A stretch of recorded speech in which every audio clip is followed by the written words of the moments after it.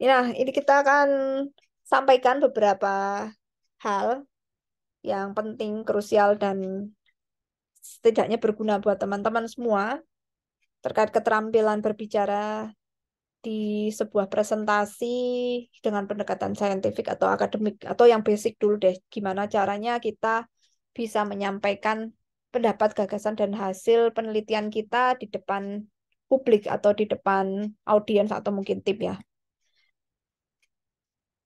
Sebelumnya kita juga harus pahami, teman-teman, kalau yang namanya presentasi itu jelas sebuah keterampilan berbahasa atau keterampilan mendengar, menyimak, juga berbicara ya. Nah, di sini kalau saya bisa simpulkan, presentasi itu merupakan language skill dengan level advance. Kenapa disebut level advance? Karena dia membutuhkan skill basic pendahulunya. Jadi dia merupakan gabungan dari berbagai skill komunikasi. Makanya disebut dengan advance karena ada yang beginner, yaitu skill untuk reading, membaca. Jadi teman-teman harus bisa menerjemahkan sebuah kalimat, menerjemahkan sebuah essay, laporan, bahkan grafik dan diagram. Kalau laporan di kantor itu beragam bentuknya ya. Itu nanti kita pelajari minggu depan, yaitu ke presentasi bisnis. Jadi gimana cara membaca datanya, menerjemahkan data grafik, dan akhirnya kita sajikan dalam bentuk slide. Nah, sama halnya dengan pendekatan ilmiah atau untuk kebutuhan nanti skripsi, kan kalian sidang ya. Untuk peak performance-nya kalian pas sidang. Itu nanti masuk ke presentasi untuk akademik. Juga untuk yang harian-harian seperti presentasi tugas, essay, bikin makalah terus presentasi ya. Bahkan nanti di kantor itu sangat sering yang namanya presentasi. Bahkan bisa 2 mingguan, semingguan, bahkan bisa every month, laporan bulanan, itu wajar. Dan memang harus seperti itu. Makanya namanya presentation skill, kalau sudah jam terbangnya lumayan sering tinggi, ya itu sudah hal yang biasa dan mungkin kalian udah nggak berpikir itu level advance atau beginner lagi gitu karena sudah makanan sehari-hari. Nah, kita kan ingin seperti itu ya teman-teman jadi terbiasa.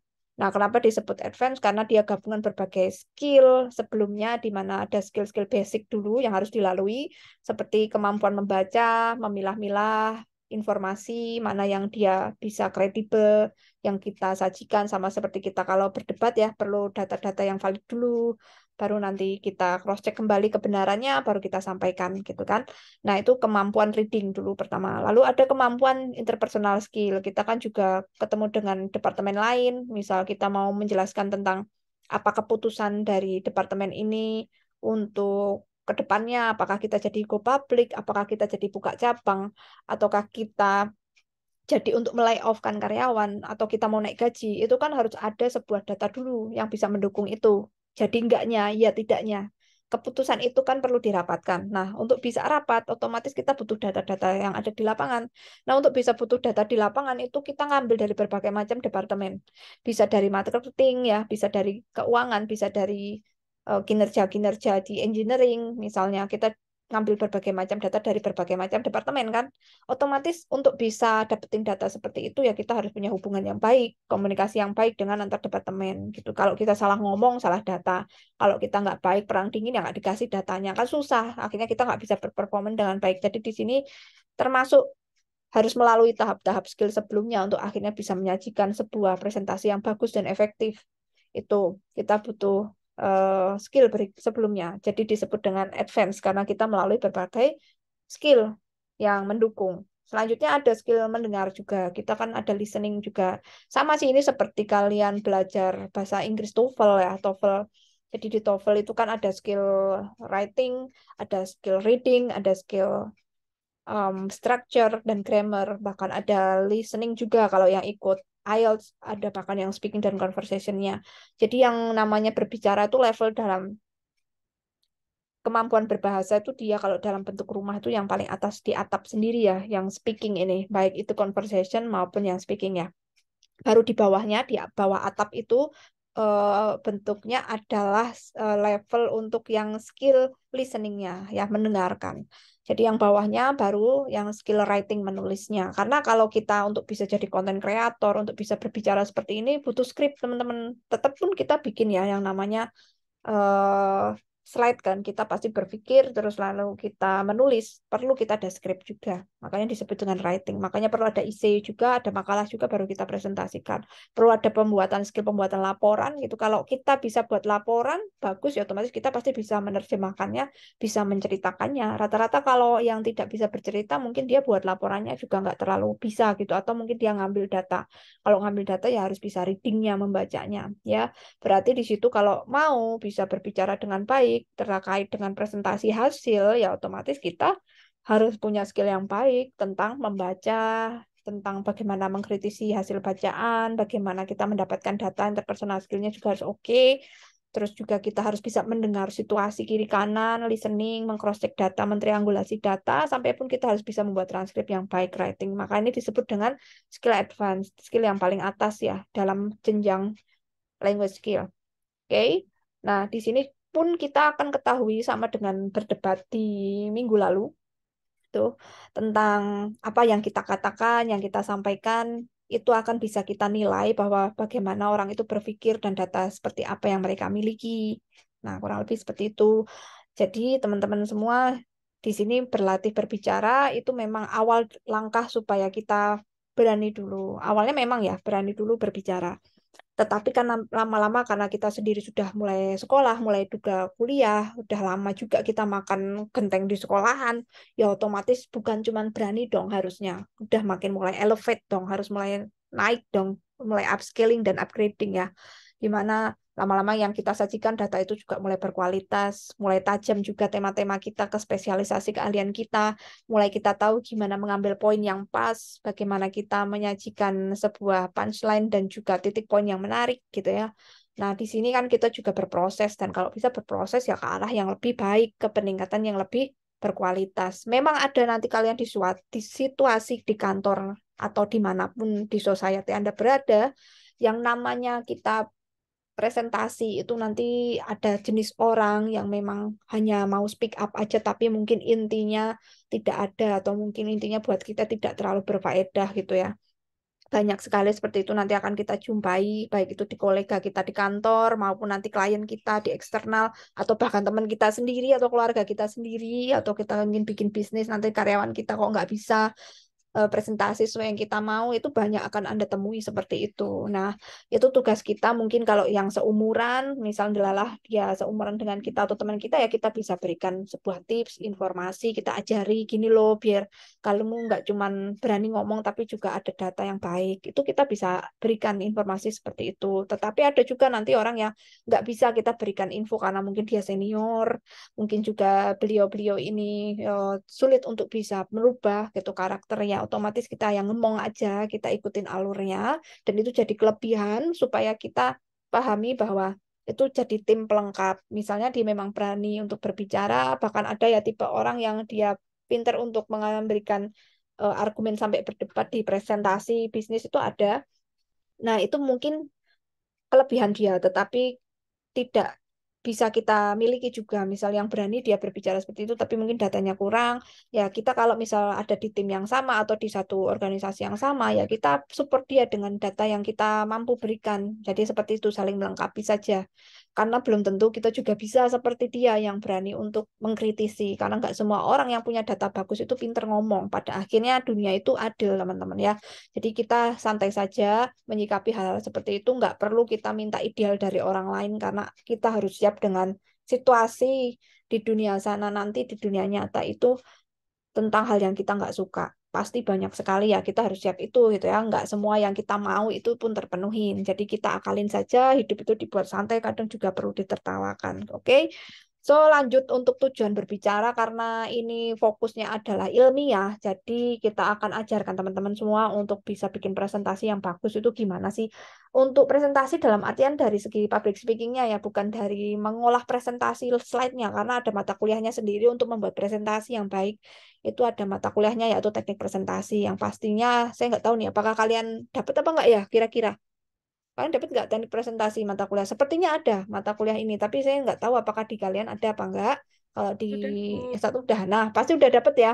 Gimana cara membuat Ya. slide yang oke, poin-poin yang seperti apa. Nah itu secara operasionalnya di teknik presentasi. Tetapi ketika kita menyampaikan, ya itu teknik public speaking yang mainnya. Jadi berbeda ranah ya. Untuk public speaking itu adalah bagaimana menyampaikan punchline ya oke. Bagaimana kita menguasai audiens, bagaimana kita membuat lebih interaktif, bagaimana itu terus menarik dan sampai akhir. Nah, itu adalah tugas dari public speaking ketika sudah mulai memainkan yang namanya ini ya, oral atau berbicara. Oke. Nanti silakan ini yang mau bertanya, yang mau menyanggah atau berdiskusi terkait dengan kemampuan berbicara terkait apapun itu boleh. Mau yang presentasi juga boleh. Ada pengalaman apa? Silakan Anda bercerita. Langsung tulis di kolom komentar juga boleh ya, nama dan NIM. Jangan lupa itu buat keaktifan teman-teman semua di minggu ini. Nah, ini tujuan berbicara. Ya, namanya juga bicara, ya perlu aja kita komunikasikan ide kita ya. Namanya eksis itu sangat diperlukan. Eksis manusia aja butuh eksis ya. Bukan manusia aja butuh eksis, apalagi manusia. Ya otomatis kita harus mengeluarkan ide. Bu, tapi saya tipe orang yang nggak mau mengeluarkan ide kok, Bu. Biar orang lain aja yang punya. Kan saya kelemahannya itu. Sorry, kelemahan saya itu biarkan orang lain yang mengisi kelemahan saya gitu ya. Lah, bolehlah sesekali, nggak apa-apa. Kalau pas adalah satu tim, ada yang bisa dijaga, oke gitu loh. Ada satu tim yang bisa menggantikan kita gitu, mengisi kelemahan kita. Tapi nggak selamanya situasi akan seperti itu. Ada selamanya kita harus berjuang sendiri dan mengandalkan diri sendiri. Ada kalanya justru orang lain mengandalkan kita, keluarga kita, ya kan? Suatu saat anak kita butuh kita, istri, suami butuh kita, ya otomatis kita juga harus ngomong dong, memperjuangkan dan mengemukakan ide ya. Baik apapun itu konteksnya. Nah, kalau ini sifatnya yang berkaitan dengan akademik ya tentu saja mempertanggungjawabkan apa yang sudah kita kerjakan. Kalau misal itu essay, apa yang sudah kita cari, apa yang kita sudah analisis, kita sampaikan ulang dengan cara yang sederhana, yang simple, yang intinya saja. Nah, di sini kita akan punya manfaat yang jauh lebih besar karena artinya kita sedang menguji diri sendiri untuk lebih kritis lagi gitu kan, untuk diberi masukan nantinya setelah presentasi selesai. Karena proyek presentasi itu bukan proyek yang ketika kita sudah menyampaikan itu selesai, itu enggak. Yang namanya selesai itu sampai kapan, Bu? Ketika proyek presentasi selesai itu adalah ketika sudah selesai revisi dari apa yang diminta setelah presentasi. Misalnya kalian presentasinya adalah kalau academic purpose waktu skripsian ya, nanti kan diuji sama dewan penguji, sama pembimbing penguji juga. Nah, di situ diberi masukan. Setelah diberikan masukan, kan Anda merevisi apa yang diminta sesuai masukan. Lalu setelah merevisi, Anda dapat tanda tangan dan melanjutkan untuk yudisium. Itu baru selesai project, teman-teman. Jadi, selesai project dalam bisnis juga sama. Setelah kita presentasi dari yang diminta bos sama pimpinan atau bahkan kolega dan juga tim, nah nanti kan diberi masukan sama tim ya, timnya minta ini diperbaiki di bagian marketingnya, coba ditingkatkan untuk yang campaign di lapangan dan sebagainya karena campaignnya mahal, jadi mungkin kita yang dari jarak jauh aja coba dievaluasi lagi dan mungkin dieksekusi di bulan depan. Nah, ketika sudah jadi draft untuk eksekusi untuk planning itu baru selesai proyeknya. Jadi yang dimaksud selesai itu bukan ketika presentasi selesai itu ya selesai. No, ketika baru dapat revisi itu masih ada kelanjutannya ya. Kadang kita udah seneng ya, udah presentasi, udah lega, tapi ya ampun masih banyak tugas gitu kan, masih banyak apa yang harus saya kerjakan itu belum selesai. Jadi yang selesai itu ya ketika dampak dari presentasi itu setidaknya sudah mau dieksekusi. Itulah yang dimaksud dengan durasi menyelesaikan presentasi ya. Oke, untuk apa nih? Saya sampai nggak bisa lihat. Tujuan tujuan pembicaraan. Nah, tujuan pembicaraan kalau ini academic purpose tadi tentu saja meyakinkan itu yang paling penting. Bisa aja mendorong, menstimulasi atau juga menggerakkan orang. Namanya juga di kantor kan kita pasti menginginkan orang lain mengikuti apa yang kita yakini. Misal kalau di kantor tuh keputusan yang paling krusial itu adalah buka cabang sih rata-rata teman-teman. Apakah kita akan jadi untuk bikin kantor yang lain atau kita bikin cabang yang lain atau bikin toko yang lain ya di daerah kota lain. Nah, itu perlu sebuah analisis dulu. Nah, rata-rata yang diminta analisis itu siapa tahu kita gitu. Coba deh kamu kumpulkan data terkait dengan penjualan saat ini dan juga keuangan kita seperti apa sih. Coba dilihat berapa nih, bikin grafik terus nanti dipresentasikan sama kita cuma 5 slide misal.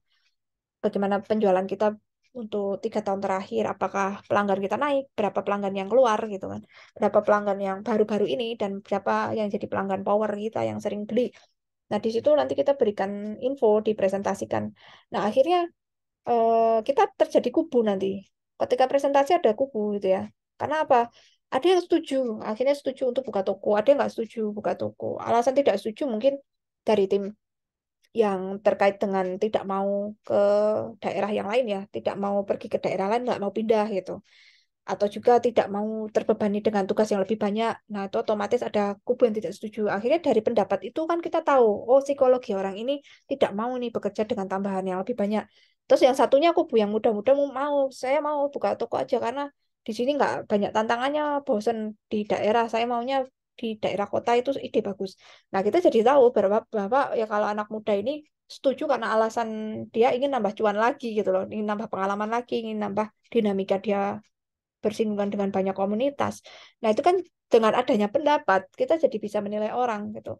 Terus juga dengan adanya kita menginformasikan data tadi untuk mengambil keputusan kemana nih gitu. Nah, kadang di sini objektivitas juga dipertanyakan ya.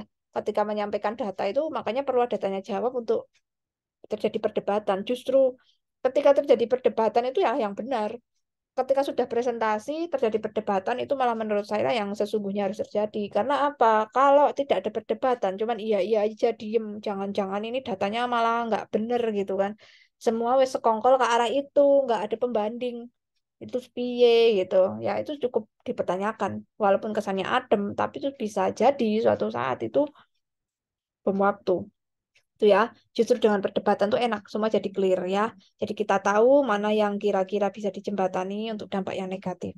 Oke, bisa jadi itu informasi hanya sekedar kita memberikan info gitu kan. Makanya kalau pas sidang skripsi juga terjadi perdebatan tuh ya wajar, terjadi juga eh, pemberian masukan yang terlalu ekstrim atau berbeda juga wajar karena tiap orang punya datanya masing-masing ya. Lalu menggerakkan tadi akhirnya juga setuju untuk buka cabang atau setuju untuk direvisi atau tidak jadi untuk revisi itu juga bisa jadi. Ya intinya seperti itu, termasuk menghibur, tapi tidak harus sih ketika kalian harus lucu atau enggak ya kembali lagi ya. Presentasi itu kalau menghibur itu ada beberapa tipsnya, termasuk ice breaking ya. Ada yang lucu itu kan diberikan sebuah cerita-cerita atau intermezzo. Nah, untuk faktor penunjang itu seperti apa kira-kira? Ini faktor yang sangat mendukung supaya kita punya kemampuan presentasi yang oke. Yang pertama internal itu dari diri kita sendiri, potensi dalam diri.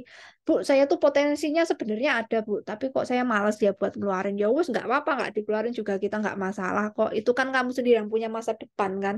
Jadi yang namanya masa depan kan kita sendiri yang bertanggung jawab atas diri kita ya, bukan orang lain yang bertanggung jawab itu juga diri kita, bukan orang tua kita. Kalau misal orang tua kita kaya, yang kaya kan orang tua kita, uang orang tua kita bukan orang tua uang uang kita kan.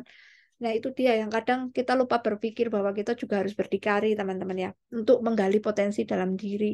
Bu, saya sudah menggali potensi dalam diri, tetapi kok ya tidak keluar-keluar atau istilahnya saya malah malu sendiri dan lebih baik dikubur aja, Bu, dalam-dalam. Ya monggo juga silakan juga itu tuh hak-hak kita sendiri untuk menentukan bagaimana masa depan kita. Kalaupun ada sesuatu yang kesulitan juga itu urusan masing-masing orang gitu ya. Kan kita di sini cuma menyampaikan yang idealnya. Kalau nggak ideal juga itu keputusan masing-masing personal gitu, teman-teman. Jadi nggak usah khawatir ya. Tidak usah terbebani dengan yang ideal, yang ideal. Tiap orang punya jalannya masing-masing. Terkadang seperti ini sih. Kalau kita ada sebuah challenge ya, itu artinya kita diminta untuk keep pushing our effort. Semisal kalian lagi ada project yang dianggap sangat berat banget suatu saat nanti atau pas di kampus misal, dan kalian ngerasa harus saatnya menyerah dan aku udah nggak sanggup lagi. Justru itu sebuah pertanda bahwa kamu tuh harus keep pushing on. Anda harus terus mencoba atau Anda tidak boleh menyerah, justru harus lebih keras. Ketika pikiran kalian ingin nyerah, justru alam dan semesta itu kodenya adalah ketika Anda terjemahkan harusnya harusnya ya Anda harus semakin memacu lebih keras. Karena apa? Sebentar lagi rezekinya terbuka di belakang itu. Misal nih mau bimbingan atau mau merevisi, tetapi takut nih ketemu sama pembimbingnya atau takut ketemu klien atau takut ketemu bos untuk mengegolkan ya. Padahal klien biasa aja, nggak ada yang serem, nggak ada keluar taring atau dia berubah gitu jadi alien kan enggak. Jadi ya kita takutkan tuh pikiran kita sendiri. Pikiran adalah pemimpin, pikiran adalah prioritas dalam hidup kita menentukan siapa kita. Jadi pikiran itu harus dijaga. Kalau filosofinya orang Taoisme ya orang-orang Timur, jadi pikiran itu penentu nasib hidup kita 100 tahun ke depan gitu kan. Nah, dari situlah teman-teman, kalau kita takut, padahal kalau kita nekat aja, walaupun nanti dampaknya dimarahin, nggak cocok, nggak sesuai, diusir, dimarah-marahin, tapi bisa jadi habis dimarahin pembimbing, ya udah sini saya ACC, yang penting diperbaikin. Nah, rezeki kebuka kan, atau dimarah-marahin, dimaki-maki, ini produk kamu jelek, kok nggak bagus dibanding-bandingin sama produk yang lain. Tapi nyatanya setelah itu kita ditelepon pas kita mau pulang. Oke deh Mbak, saya coba. Nggak apa-apa misalnya. Karena kasihan ya tiba-tiba. Karena kita udah kelihatan nunjukin effort nih. Mau meyakinkan mereka. Nah ya kan. Biasa jadi rezeki itu kita nggak pernah tahu teman-teman. Jadi oh jangan-jangan saya ada potensi juga ya. Potensi untuk dikasihani gitu kan. Atau mungkin potensi yang orang lain bisa lihat. Tapi kita sendiri nggak bisa lihat. Jadi kita tidak bisa menilai sepihak ya teman-teman. Bu, saya benar-benar nggak mampu seperti itu. Jangan bilang tidak ya, tapi bilanglah belum mampu seperti yang kita lihat hebat-hebat. Jadi yang kita lihat tuh pasti yang sudah expert ya jelas kita tidak bisa ya wajar. Intinya kamu belum bisa sampai ke itu ke level yang kita lihat keren banget. Nah, kalau kamu ngelihatnya seperti itu standarnya ya belum. Jadi bukan tidak ya teman-teman, itu perlu dipikirkan lagi di dalam mindset kita bahwa internal itu adalah bagaimana potensi dalam diri. Ya dicoba bagaimana kita tahu itu ada potensi kalau tidak dicoba. Makanya ketika ada challenge itu artinya mencoba untuk melihat jangan-jangan ini ada tapi tersembunyi atau nggak mau keluar ya. Ya kalian harus paksa diri kalian gitu. Kalau nggak dipaksa ya mana mau keluar. Namanya juga sari-sari murni kan dia harus diperas dulu ya teman-teman. Nggak ada tiba-tiba keluar kalau nggak diperas. Kadang orang Indonesia itu harus dipepet dulu atau ditenggelamkan sebatang leher baru dia bisa renang. Atau mungkin mati ya malahan saya nggak tahu. Atau tergantung orang ya mungkin ulang lagi reinkarnasi.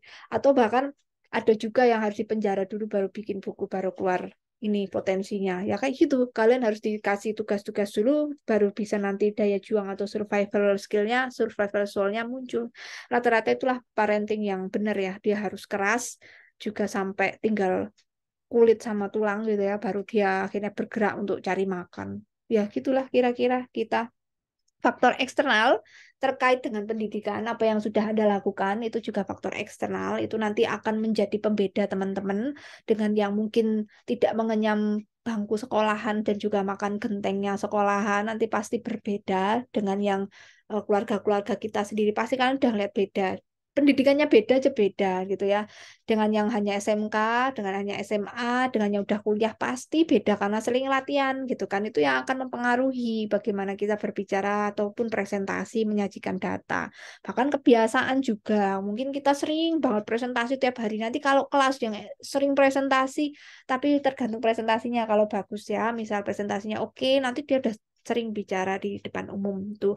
Ada juga nanti kultur ya, suatu saat kalian akan temui orang-orang yang hanya bisa ngomong, tapi mungkin datanya nggak bagus, kayak tadi saya bicara di depan ya. Nah, itu kalian jangan takut gitu ya. Kalau kalian sendiri sudah pernah mengalami hal-hal seperti ini atau pernah dapat info bahwa namanya orang harus berkembang ya, mulai setelah berani bicara ya, mulailah kita menata bagaimana kualitas isi dari bicaranya. Jadi awalnya oke kita berani, lalu kedua kita mulai perbaiki kualitas dari informasi kita. Jadi perlu ada yang namanya perubahan ke arah yang lebih baik dari waktu ke waktu. Itu kebiasaan. Lalu lingkungan, pergaulan, sekali lagi hidup kita baik nanti 10 tahun ke depan, 20 tahun, 100 tahun ke depan itu sangat dipengaruhi dari 7 orang di dekat kita. Jadi pastikan orang-orang yang di dekat kita itu punya beragam skill dan kebutuhan yang kita inginkan. Waduh, gitu ya. Jadi pastikan punya teman santai, pastikan juga punya teman yang kompetitif ke arah perbaikan dan peningkatan skill, pastikan juga punya teman-teman yang dia mau untuk berbisnis, juga teman-teman yang punya passion yang sama. Jadi itu penting, punya beragam circle yang berbeda dan beragam.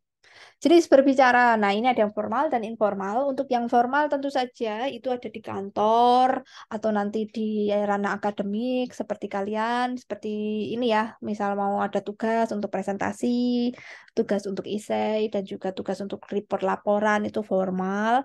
tidak hanya diskusi, ceramah, pidato juga. Di sini kan kaitannya dengan presentasi ya. Juga wawancara teman-teman kalau nanti kalian akhirnya untuk continue study for scholarship, nanti kan ada interview untuk diuji dulu oleh pihak scholarship-nya, itu juga ada wawancara. Saya juga mendampingi beberapa kakak tingkat kalian yang akhirnya udah lolos LPDP dan udah mulai ikut eh, kelas bahasa ya di beberapa kampus, ada yang di UGM juga. Jadi mereka minta disimulasi untuk interview gitu kan, karena saya juga ada komunitas untuk yang sudah pernah ikut scholarship udah pada lolos. Jadi kita bantu mereka yang ingin ikut scholarship juga. Jadi kita luangkan waktu dengan Zoom gitu. Kadang sampai malam-malam mereka ngantuk-ngantuk jam 9 gitu kan pakai baju tidur tapi mereka tetap semangat untuk latihan simulasi ini ya, presentasi wawancara mungkin 3-4 kali lalu akhirnya udah terbiasa ketika benar-benar presentasi ya tinggal nyetel aja recordingnya ada di kepala jadi yang ketika interview itu dia sudah menganggap bukan interviewer lagi yang serem ya seperti kita sendiri yang sehari-hari mencoba mensimulasi bahkan waktu saya bimbingan skripsi juga sama jadi saya punya satu grup itu saya kumpulkan semua angkatan dari mulai angkatan yang tua sama angkatan yang baru-baru kita kumpulkan. Saya nggak mau yang perangkatan lagi karena bimbingannya sekarang sudah bersama online maupun offline seminggu 2 kali. Lalu yang mau lolos untuk sidang itu harus simulasi di depan teman-teman satu grup. Jadi semua akan melihat seperti apa mereka presentasi. Biarin aja gitu ya. Nanti dimalu-maluin juga bodoh amat karena kita tidak boleh berpikir dampak mau dikatain itu bukan urusan kita untuk memikirkan ke arah sana karena alasan ranah dampak itu ranahnya Tuhan teman-teman bukan ranah manusia kalau kita memikirkan aduh kok gini ya gitu ya makanya kita stres karena itu ranah yang sudah beda level alam ya itu level alamnya milik yang maha kuasa makanya kita nggak nyampe ke sana tugas kita itu adalah berusaha untuk hasil serahkan pada Tuhan kalau kita ngurusin hasil ya stres banget lah wong itu bukan urusan kita yang nggak terlalu tinggi makanya kita jet lag. Oke, so informal itu hanya yang seperti ini. Nanti kita ada diskusi, ada interview biasa, ngobrol, atau bahkan mungkin FGD ya, fokus grup diskusi. Kalau penelitian kalian mungkin nanti dapat mata kuliah, eh, metode penelitian gitu, penelitian ilmiah. Nah, itu nanti juga ada bagaimana caranya untuk interview, untuk mengambil data. Nah, itu penting juga teman-teman. Nah, ini juga bakal presentasi nanti di depan mereka ya, di depan audiens. Ya, misalnya mau ngambil, memberikan survei, itu juga ada yang diskusinya juga ya. Meminta data dari lapangan itu juga termasuk presentasi ilmiah.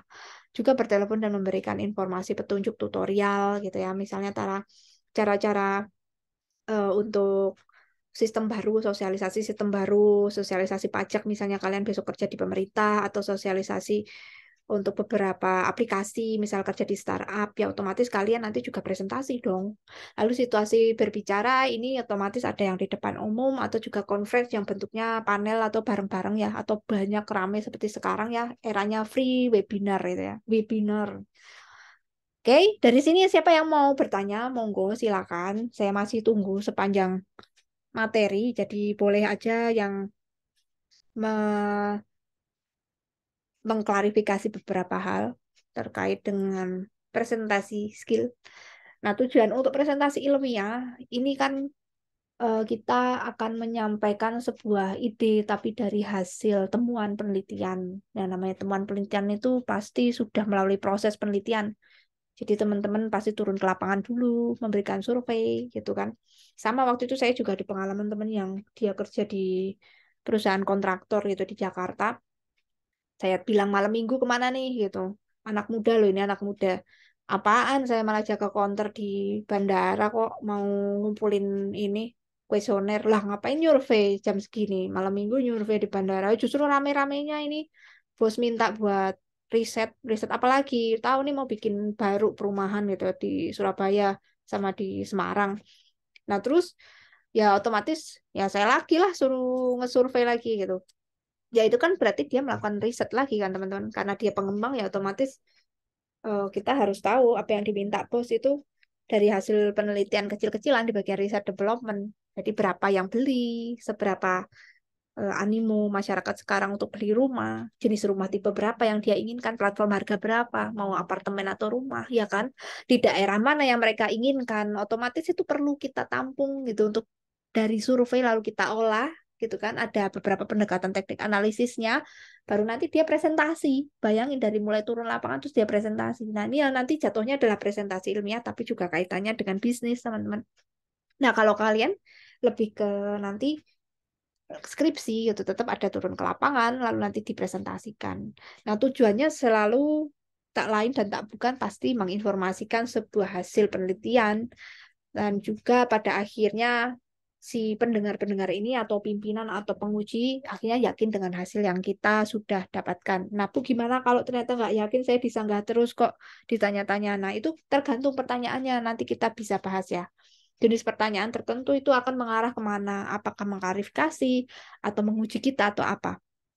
Ya, intinya seperti itu, menyampaikan informasi yang sudah kita lakukan, lalu kita meyakinkan bahwa itulah hasilnya.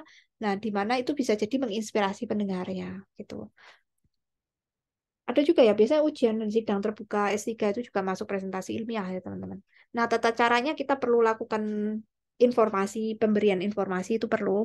Nah, misalnya nih, kita kan diminta presentasi 1 jam lagi, teman-teman semua presentasi gitu ya. Coba siapkan presentasi 1 jam terkait dengan hasil report penjualan deh bulan lalu karena ini ada klien yang mau datang yang mau invest di perusahaan kita. Waduh, 1 jam. Berarti apa yang harus kita lakukan? Dari waktu 1 jam itu ya jangan dihabisin 1 jam buat bikin presentasi. Caranya kita bagi waktu 15 menit kita hunting data dulu. Namanya juga penjualan ya otomatis kita ke bagian marketing lah sama bagian keuangan.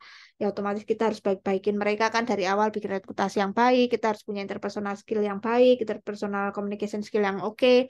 Terus kita mintalah datanya. Nah, kalau sudah dapat datanya, kita cross check lagi gitu kan di pimpinan. Pak, ini data yang didapat ini yang nggak boleh ini belum diolah gimana?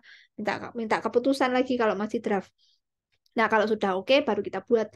Nah, kalau sudah dibuat baru nanti kita segera menyelesaikan 20 menit lah bikin PPT ya, pakai Canva lah, pakai slide player lah, pokoknya jangan buat susah diri. Sekarang udah eranya AI ya, teman-teman. Kayak gitu-gitu tuh jangan dipersulit. Lalu setelah kita buat sekitar 20 menit lah cukup, yaitu maksimal 15 menit aja bisa. Yang penting data itu masukkan. Nah, setelah itu baru nanti kita cek ke ini ke lokasi gitu kan. Nanti setelah kita sajikan bahan dari waktu yang tersedia, kalau misalnya waktunya hanya 1 jam ya jangan semua dihabisin ya 20-30 menit lah maksimal 15 menit cari data konfirmasi. Setelah itu kita tahu etika ini jam berapa nih nanti kita harus mulai ke sana siap kliennya datang jam berapa. Terus kita harus mulai berapa orang, tata aturannya seperti apa, kita simulasi dulu di sana, gadgetnya juga dipastikan bisa hidup, jangan sampai di sana kita baterainya lupa bawa chargernya, aduh. Jadi ya benar-benar harus dipastikan ulang ya. Lalu kriteria presentasi yang baik itu seperti apa, teman-teman? Bahasa yang bisa dipahamin. Terus kita pilihkan yang lebih sederhana, kalimatnya juga kalau bisa jangan yang berbelit, pakai bahasa Indonesia saja karena kita nasional dan heterogen. Saya sangat menyayangkan beberapa akademisi dan juga mungkin di tempat bisnis kita masih pakai bahasa daerah, padahal kita meng-hire karyawan dari berbagai daerah ya. Mungkin mereka nggak ngerti juga bahasa Jawa, tapi kok presentasinya pakai bahasa Jawa full. Kadang saya juga pakai, tapi kan nggak sampai full ya. Setidaknya saya kembali ke bahasa Indonesia. Jadi teman-teman gunakanlah bahasa Indonesia yang baik dan benar, karena kan kita di background yang beragam ya. Kadang kalau ada yang nggak paham jadinya isi yang disampaikan jadi nggak paham dan mereka menerka-nerka apa isi dari diskusi tersebut. Baiknya kita juga manfaatkan waktu seefektif mungkin. Jadi kalau memang dimintanya 10 menit ya 10 menit, jangan lebih dari 10 menit. Kadang kalau nanti diskusi atau ketika presentasi skripsi itu suka diberikan waktu dan diinformasikan waktu sudah habis dan mematuhi etika yang berlaku di mana kita harus tahu kadang kan gini ya ketika mau presentasi di kantor itu kita nggak pernah tahu nih budayanya seperti apa. Harusnya kita tanya dulu, ini presentasi biasanya berapa jam sih kalau ada eksternal atau kalau untuk tim internal itu berapa jam. Jadi kita ikuti yang sudah ada sebelumnya itu bagaimana. Kalau ingin melakukan perubahan, tanya-tanya baiknya perubahan seperti ini boleh apa enggak. Itu selalu diskusikan dengan teman yang udah duluan kerja di situ gitu ya. Harus punya kolega teman yang baik. Terus juga kita kadang kan menemukan beberapa aturan tidak tertulis ya teman-teman di kantor. Ada budaya-budaya yang itu sudah jadi tradisi yang berjalan tidak tertulis ya kita harus tahu, pahami situasi yang baik. Nah, itu penting sekali. Terkadang kita sudah langsung action, tapi kita nggak pahami situasi itu yang berbahaya. Ya mungkin 1-2 kali nggak apa-apa deh kita keliru, namanya juga baru belajar. Tapi lebih baik kita sudah tahu antisipasinya, ya kan? Lalu berikutnya kita buat salinan. Terkadang kita lupa kalau sudah presentasi nanti yang memberi masukan bicara apa kita lupa. Ada sih notulen ya biasanya di rapat kantor. Tetapi kan alangkah baiknya kita juga punya catatan sendiri. Jadi kalaupun dia juga catat si moderator kita juga nyatet. Jadi biasakan kita juga mandiri sendiri ya teman-teman, mandi sendiri. Jangan terlalu mengandalkan orang 100%. Boleh mengandalkan kalau sudah kepepet. Kalaupun bisa berkolaborasi dengan baik, Bu, kan harus kayak gitu. Jadi udah didata sendiri-sendiri. Ya monggo silakan. Tapi kalau memang kamu mampu melakukannya, ya lakukan.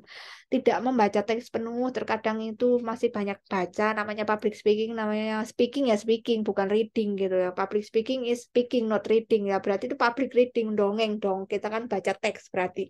Nah, aku piye caranya kalaupun kita disuruh presentasi bidang yang kita sendiri bukan keahlian kita, misal kita kerja di Astra, di manufaktur engineering atau di kontraktor gitu kan, di sipil, sedangkan kita anak perkantoran yang nggak tahu lah tentang engineering kayak gitu, atau di kimia, kita nggak ngerti tentang itu gitu ya, di mana di perusahaan-perusahaan yang eh, ilmu alam ya, pengetahuan alam itu saya harus gimana Bu gitu. Ya, otomatis kita buat saja secara universal data dan poin yang di slide. Setelah itu untuk detailnya kan pasti kita punya catatan sendiri ya di kartu yang kita pegang. Nah, itu boleh kita bawa teks, tetapi jangan dibaca full. Setelah kita baca, kita harus berikan sebuah kesimpulannya gitu ya.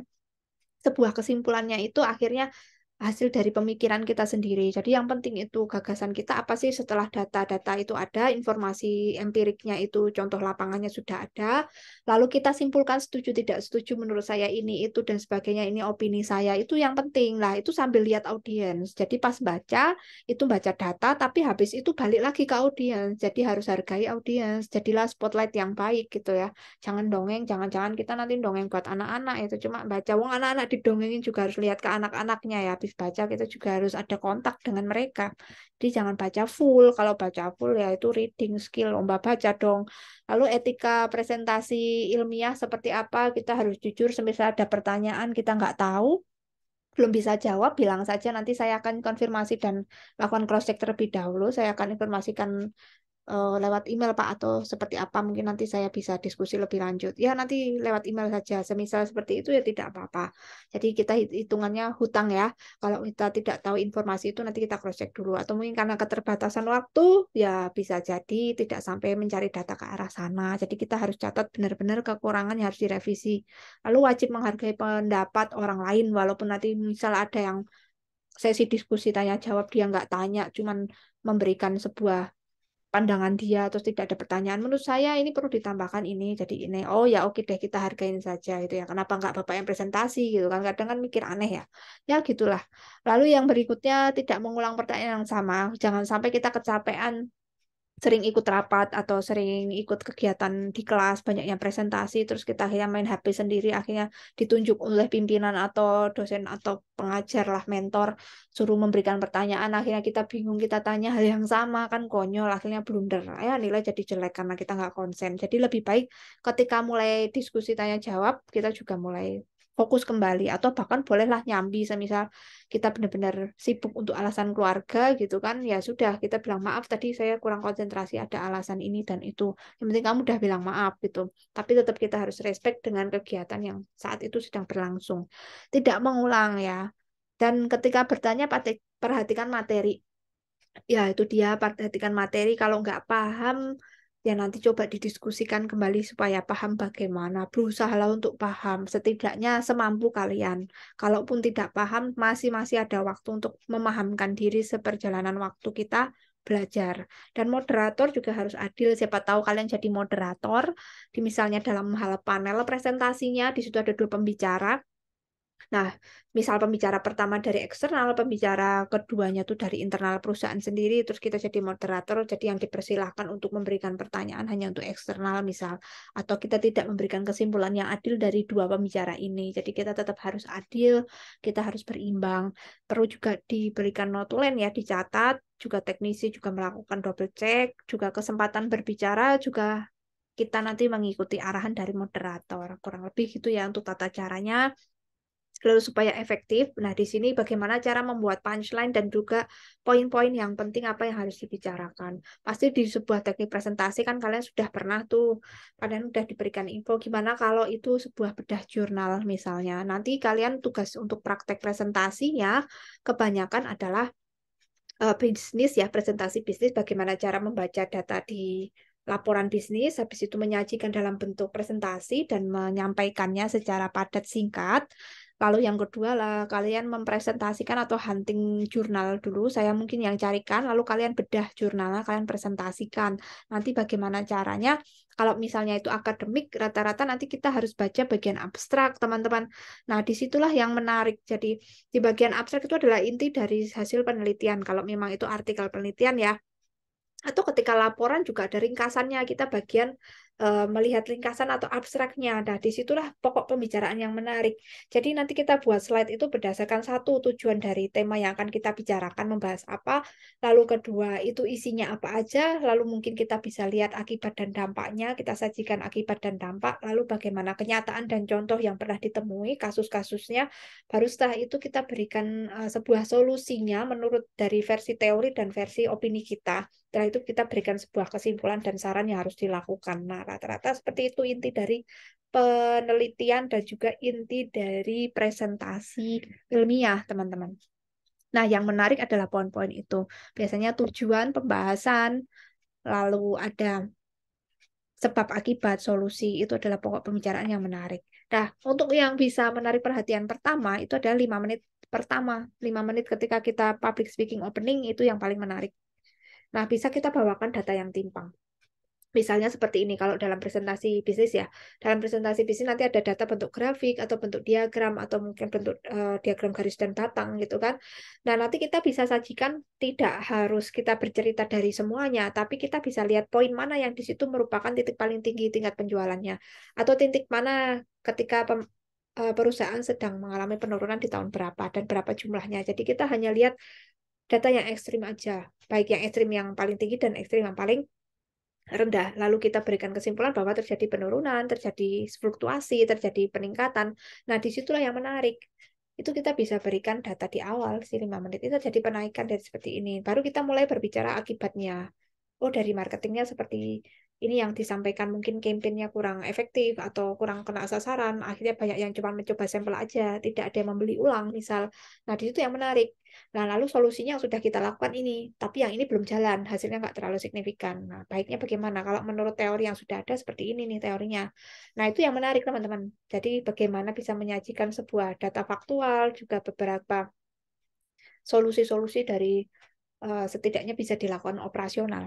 Nah, itu batasannya. Nah, batasannya tadi, semisal kalau kita ingin menceritakan tentang penjualan atau membicarakan tentang pokok permasalahan yang disampaikan, kita perlu nggak sampai ke arah marketingnya, perlu nggak sampai ke arah humasnya. Kan kita harus cross-check untuk mengambil data di awal ya.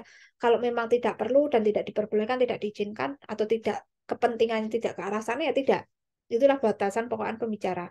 Kadang kan ada yang berbicaranya melebar kemana-mana ya, itu menurut saya tidak terlalu efektif, jadi bias nanti apa yang ingin kita capai. Dan pengumpulan bahan itu juga penting, tadi ya dengan interpersonal skill dan bagaimana menganalisis sebuah data dan laporan supaya jadi lebih padat dan tujuan yang diinginkan tercapai. Intinya ketika membuat presentasi itu kita harus tahu tujuannya apa. Tujuannya apa, mau menyampaikan apa, dan kira-kira apa yang ingin disapai oleh si audiens. Kalau misalnya hari ini saya ingin menyampaikan tentang bagaimana kiat presentasi yang baik ya, teknik presentasi atau teknik berbicara dengan tema presentasi terkait dengan presentasi ilmiah itu seperti apa gambarannya, seperti apa kiatnya, dan seperti apa contoh-contoh di lapangan yang sudah pernah terjadi, lalu bagaimana supaya bisa baik. Nah, seperti itu kan tujuannya, ingin mengedukasi ke arah itu. Nah, nanti kalian juga harus tahu ketika presentasi tujuannya itu apa. Pastikan tujuan itu juga sudah tertulis di slide, sudah disampaikan di slide. Nah, supaya faktor presentasi ini berjalan efektif, teman-teman tadi juga harus bisa menarik audiens. Nah, tadi dengan cara menyampaikan data yang cukup menarik dan pahami latar belakang juga peserta. Terkadang kita kurang bisa memahami dalam artian kita kurang jadi seorang intel yang baik ya. Kalau misalnya di sini isinya anak muda semua, ya berikan beberapa tips itu terkait dengan apa yang dia inginkan ke depan atau mungkin yang mungkin berguna untuk dia atau yang saat ini sedang dihadapin. Jadi kita pahami audiens itu supaya kita memberikan info yang sangat relate dengan kondisi mereka, sangat nyambung dengan kehidupan dan permasalahan mereka.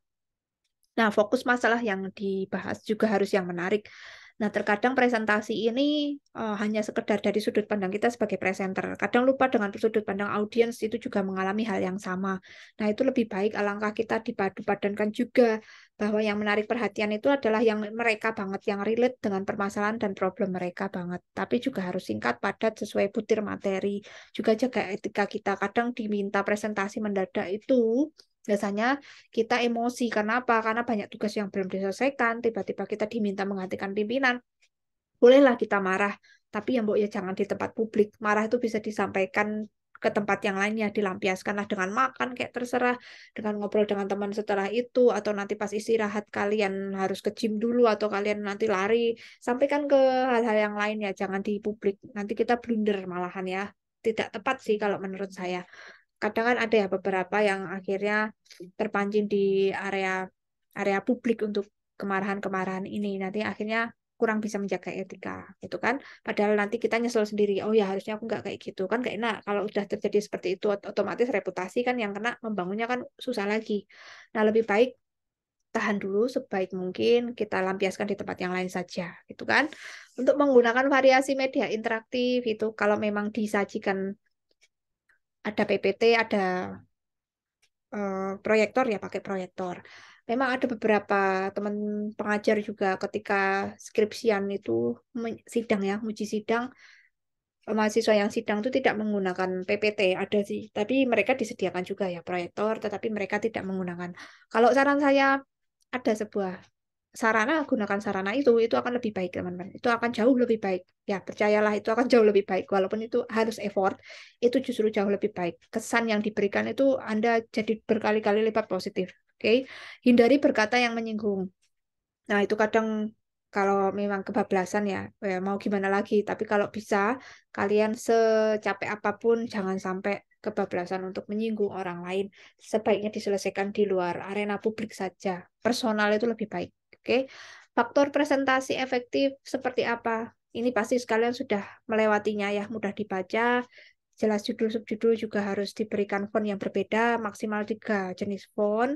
Gunakan grafis juga diagram untuk mempermudah materi. Tulis pokok materi ini hanya apa ya, sekilas info aja ya. Yang penting adalah bagaimana Anda berbicara. Nah, berbicara dengan jelas perlu sebuah intonasi atau bagaimana pemenggalan kata. Nah, ketika memenggal kata, itu juga harus diperhatikan naik turunnya. Nah, ini perlu dilatih teman-teman. Nanti kita akan coba seperti apa teman-teman untuk melakukan presentasi ilmiah atau mungkin dari hasil bedah jurnal, review buku, atau review artikel, dan sebagainya. Itu perlu dilatih ya untuk jam terbang. Lalu bagaimana dengan sesi tanya jawab? Nah, sesi tanya jawab ini perlu diberikan atau mungkin ada yang tidak perlu juga, atau tanya jawabnya mungkin lewat, sekarang kan lewat chat ya yang ada di Zoom dan sebagainya. Lalu future follow up itu adalah pemberian masukan dari apa yang sudah disampaikan, tapi kalau bisa ya segera diperhatikan dan dipenuhi sebagaimana kemampuan kita masing-masing. Oke, presentasi yang baik itu melalui dua hal, teman-teman, meliputi dua hal. Yang pertama, visualnya menarik, tapi bukan hanya menarik, melainkan juga harus jelas. Ya, ada beberapa visual yang menarik, tetapi tidak jelas, bahaya. Itu bahaya. Menarik tapi tidak jelas itu bahaya. Mendingan tidak terlalu menarik tapi jelas gitu ya. Tapi juga bukan berarti hitam putih doang gitu kan. Nah, di sini artinya kejelasan dan visual itu harus tergabung menjadi satu. Oke. Lalu yang kedua, cara penyampaiannya juga harus efektif. Terkadang cara penyampaian tidak sesuai dengan apa yang dituliskan di slide. Jadi cara penyampaian itu juga harus diperhatikan. Mungkin dengan cara seperti apa yang baik. Yang baik itu adalah satu, harus diberikan sebuah contoh. Itu ya, contoh empirikal, contoh-contoh nyata, terus juga bukti-bukti di lapangan. Apalagi kalau itu bentuknya report ilmiah, ya seperti apa sih seharusnya, gitu ya. Lalu yang kedua, kita juga harus bisa membangkitkan keinginan dari audiens itu bertanya dan mengklarifikasi. Ya, caranya tadi bawakan beberapa contoh-contoh empirikal apa yang kalian lihat. Nah, itu tentu saja bisa bikin gampang untuk membawa audiens lebih interaktif lagi. Dan untuk penyajiannya tentu saja kita buat kerangka pikir terlebih dahulu, buatkan butir-butir yang penting, kita buat skripnya dulu, setelah itu pilih slide yang cocok, baru nanti dicoba ditayangkan atau dicetak menggunakan brosur ya, atau dicetak print out-nya. Bu, perlu nggak dicetak? Ya tergantung kebutuhan, kalau kantornya sudah paperless ya boleh aja melalui software yang dikirim melalui handphone atau email masing-masing. Atau siapa tahu kantornya udah punya iPad satu-satu kan enak ya. Jadi nggak perlu atau udah bawa ini kalau di sini rapatnya udah pakai komputer kok. Jadi tidak perlu lagi di print out. Ada yang kayak gitu. Ada yang perlu di print out supaya gampang dicoret-coret. Nah, untuk bisa melakukan presentasi sebagai landasan dari kemampuan berbicara atau public speakingnya tentu aja orang bisa bicara banyak itu karena dia punya banyak materi yang bagus sebagai pendukung. Jadi nggak ada yang masuk di kepala ya susah untuk ngomong keluar ya ibarat gitu. Nggak ada input ya susah output. Jadi benar-benar materi itu perlu disiapkan dan kita harus paham. Kalau nggak paham ya gimana dong? Itu bukan bidang kita, makanya kita nggak paham. Setidaknya semampu kamu. Jangan bilang nggak paham dulu. Belum paham mungkin untuk saat ini gitu kan. Ya udah kuasai dulu semampu kita. Sisanya nanti semisal minta masukan atau minta evaluasi itu bisa di sesi diskusi atau tanya jawab. Dan kita harus jelaskan dengan akurat, logis. Logis di sini berikan contoh, juga harus meyakinkan dan berani. Kadang juga kita ngomongnya kok nggak yakin, gimana kita mau ngambil keputusan, mau yang jelasin aja nggak yakin. Jadi kita harus berani dan yakin. Dan pastikan juga lancar. Kalaupun terbata-bata, Bu, belum pernah presentasi kok. Kalau memang terbata ya udah mau gimana lagi namanya latihan ya, biarin ya cuek aja. Yang penting kan kita berusaha dengan kemampuan sebisa kita. Jadi ketika nanti ada contoh di kantor kalian diminta untuk ikutan presentasi, nonton pimpinan lagi rapat atau kalian disuruh turun ke lapangan kalian lihat itu sebagai hadiah emas kalian belajar gitu. Karena kalian bisa lihat contoh dan nanti ada gestur yang tepat. Ketika gestur itu adalah menjelaskan itu misalnya ketika menjelaskan terkait penekanan sebuah data, penekanan sebuah pernyataan itu nanti tangannya ada gerakannya ya. Ketika menjelaskan berputar-putar atau meminta informasi tambahan itu nanti tangan gerakannya juga ada berbeda lagi. Nanti kita akan informasikan ya. Untuk persen apa intonasi volume itu juga perlu.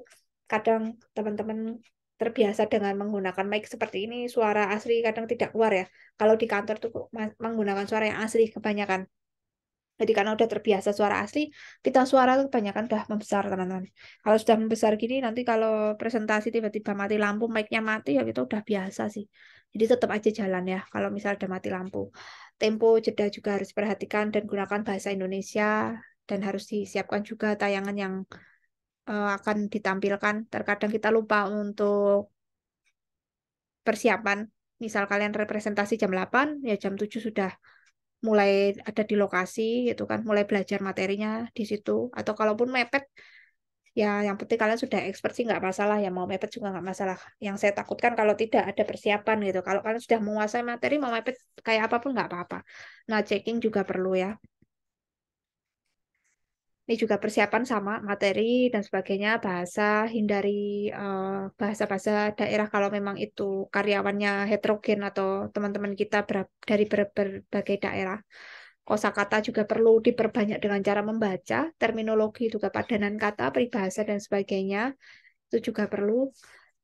Nah, ini kita jadi presenter yang baik gimana sih gitu, Bu, supaya saya bisa menyampaikan topiknya dengan oke itu seperti apa.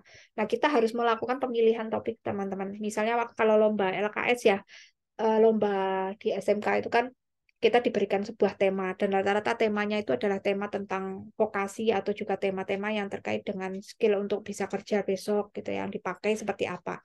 Nah, kalau temanya misal udah keterampilan berbahasa Inggris selesai, ya udah berarti kan kita tinggal melihat seperti apa nih problem mereka, anak-anak lulusan SMK atau apa yang kita alami, atau audiens itu punya masalah apa sih di dunia mereka, apa yang diperlukan oleh audiens ini. Kalau misalnya bapak-bapak atau ibu-ibu secara umum kan pasti terkait dengan lingkungan, terkait dengan rasa syukur gitu ya, bagaimana menciptakan rasa syukur di lingkungan kita bekerja, atau yang terkait dengan sampah itu juga bisa semua orang mengalami ya, bisa aja dengan tema-tema general. Nah, kalau sudah seperti tema general itu baru kita masuk ke topik ya. Topiknya itu bisa kalau terkait dengan bahasa Inggris, skill bahasa Inggris untuk lulusan SMK itu kita bisa soroti dari topik bagaimana presentasi bahasa Inggris, bagaimana kita conversation bahasa Inggris, bagaimana negosiasi dengan bahasa Inggris, atau juga bagaimana kita membaca laporan hasil laporan bisnis dalam bahasa Inggris, ya macam-macam. Bagaimana kita interview untuk karyawan yang baru nanti. Nah, itu topik. Jadi yang menarik itu yang bagaimana saat ini sedang dihadapi dari audiens tersebut, problem apa yang sedang dihadapin. Nah, setelah itu kita cari bahan-bahan acuan yang itu cukup kredibel, yaitu dari artikel penelitian atau dari sumber-sumber yang memang itu pakarnya. Boleh ya dari buku yang memang sudah pakar seperti itu. Kalau misal tentang pemasaran ya dari Kotler, itu ya, misal dari Tung Desem dan sebagainya.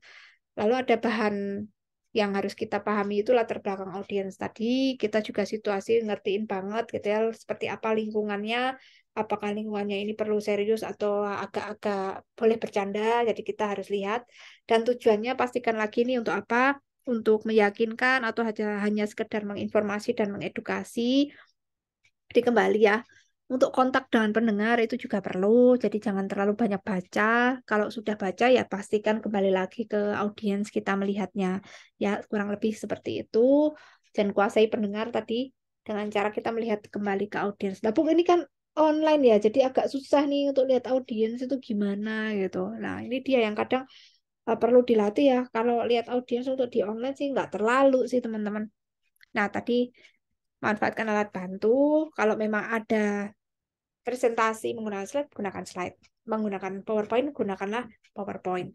Oke, ini pertanyaan diskusi. Mari kita berdiskusi dan saya nilai untuk keaktifan lagi minggu ini, teman-teman semua, tentang skala berapa penting kemampuan berpresentasi nih untuk kemajuan karir kita. Kalau kita nanti sudah jadi pegawai atau karyawan ya, atau karir seorang karyawan. Oke, seberapa penting? Dan alasannya kenapa penting ya? Misal nih ada skill nih, skalanya 5 deh. Seberapa penting? Satu, sangat penting. Dua, penting. Tiga, biasa aja, Bu. Nggak penting amat karena ada skill yang lain kok, Bu. Ya, itu skill negosiasi itu, Bu, yang penting, Bu. Untuk bisa ngular itu untuk promosi. Menurut saya, kalau presentasi sih biasa aja sih. Gitu. Ya, itu juga presentasi loh sebenarnya negosiasi. Tapi kan dia sedikit berbeda. Skupnya presentasi itu murni hanya menyampaikan informasi gitu. Kalau negosiasi ada perdebatan, tapi skupnya beda dengan debat ya. Debat emang sengaja dibentur-benturin gitu. Kalau presentasi itu agak berbeda. Nah, seberapa penting? Oke, silakan saya tunggu teman-teman untuk tulis di kolom chat jawabannya. Jangan lupa name, nama, atau nama dulu boleh lah. Nama, name, terus jawaban teman-teman. Penting, Bu, karena buat saya yang namanya laki-laki karir itu nomor satu. Jadi saya sebagai tumpuan hidup keluarga otomatis saya harus punya karir yang baik. Jadi saya kalau diminta presentasi saya lakukan dengan baik gitu ya. Karena buat saya ke depan tuh orang akan lihat saya misal kayak gitu. Atau menurut saya nggak penting-penting amat. Oke, menurut kalian silakan. Siapa nih? Saya masih tunggu ya. Ada sih yang teman-teman itu tidak terlalu banyak bicara atau nggak terlalu pinter ya. Biasa saya punya saudara itu juga dia dari bahasa sih. Justru harusnya dipinter sih. Cuman dia bahasanya tuh bahasa yang linguistik itu loh. Bukan yang komunikasi kan. Linguistik itu kan penerjemah bahasa Inggris gitu. Terus juga editor ya. Jadi kemampuan komunikasinya ya rata-rata lah. Karena banyak yang berurusan dengan literatur ya. Tapi dia merasa kalau satu saat saya kepepet saya bisa kok Bu gitu. Tapi dengan saya sendiri sih dengan level standarnya saya sendiri, saya nggak mengharuskan seperti yang orang-orang lain seperti di komunikasi atau yang memang sudah punya jam terbang public speaking gitu ya. Oke, silakan. Seperti apa nih? Seberapa penting ya, teman-teman? Kak, menurut kalian sangat penting atau penting, biasa aja pentingnya, atau sangat-sangat-sangat penting sekali, atau bagaimana? Silakan. Masih ditunggu untuk yang mau dapat poin minggu ini. Kalau minggu-minggu ini masih teori ya, jadi nilainya sebelum UTS ya dari keaktifan kalian memberikan gagasan, memberikan masukan-masukan, juga mengkritisi beberapa hal yang kalian temuin gitu. Semakin kritis itu nilainya juga semakin bagus, teman-teman. Nanti saya data habis ini ya. Tuh, minggu lalu juga sudah saya info sih. Seberapa penting? Atau mau yang open mic juga boleh, silakan. Kalau ingin berbicara, ingin menyampaikan pendapatnya melalui mic yang Tidak harus ditulis di kolom chat juga boleh, silakan. Seberapa penting? Dan kenapa itu penting gitu? Dan kenapa nggak penting? Ada juga yang nggak penting, nggak apa-apa kok teman-teman ya. Saya nggak penting kok buat saya itu. Yo, kita lihat nih, sudah ada.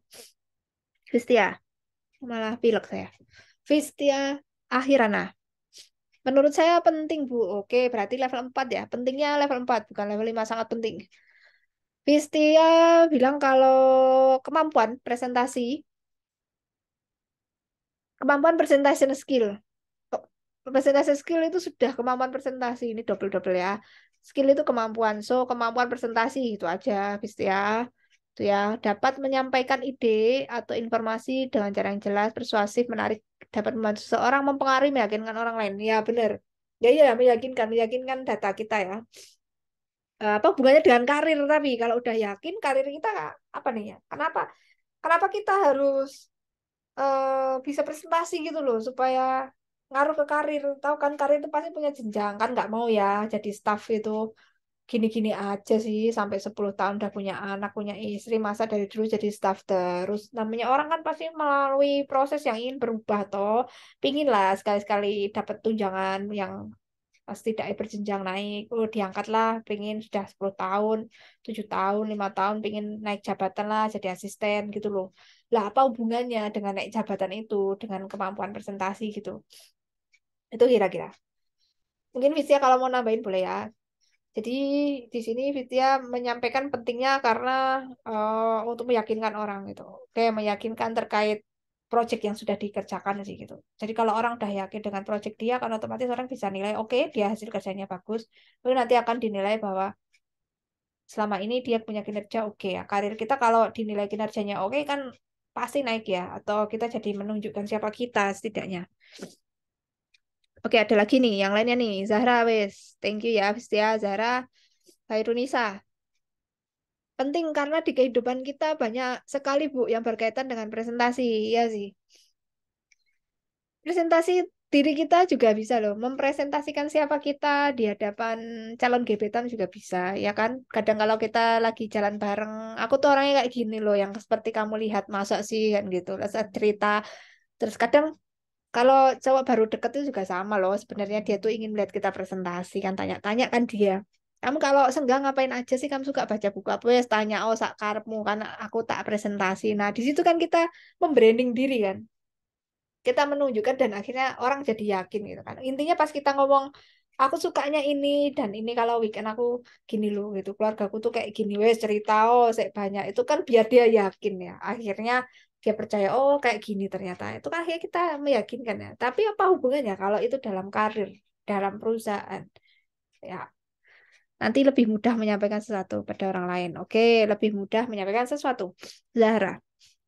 Yuk dia, yuk. Dia Fitri Fatimah. Menurut saya penting banget, Bu. Oke, ini levelnya 5. Pedes ya level 5. Karena bukan hanya karir, tapi lingkungan kemampuan presentasi untuk mengembangkan, mencapai sesuatu. Wah, ini kayaknya ambisius ini. Manusia-manusia mafia. Mengembangkan sesuatu, mencapai sesuatu ini dicapai. Hahaha, gitu ya backsoundnya. So, dia Fitri. Ya sih, kalau dalam karir kan kita juga maunya diangkat gitu ya lama-lama jadi pegawai tetap terus lama-lama nanti kita dipromosikan lagi gitu. Nah kalau kita menunjukkan kemampuan kita kan otomatis kita jadi diandalkan oleh pimpinan gitu mungkin ya dia ya. Jadi hasil kinerja kita atau unjuk kinerja kita itu jadi baik karena kita berhasil melalui serangkaian proses. Yang namanya presentasi itu kan hasil ya, menginformasikan sebuah hasil proses. Melalui proses saja udah berat, apalagi kita sampai mampu menyampaikan sebuah hasil yang kita sudah capai. Ya kan melalui beragam tadi gabungan skill-skill yang sebelumnya itu kan sebuah prestasi. Kalau sampai bisa presentasi itu artinya Anda sudah melakukan beragam skill sebelumnya. Anda sudah melampaui itu. Ketika sukses meyakinkan dan data ini benar, di cross check sama departemen lain oke, artinya kinerja Anda bagus dong gitu kan. Branding Anda juga naik lah gitu ya. Nah, Anda dianggap mampu di situ. Kalian juga dianggap punya skill yang beda di antara yang lain ya.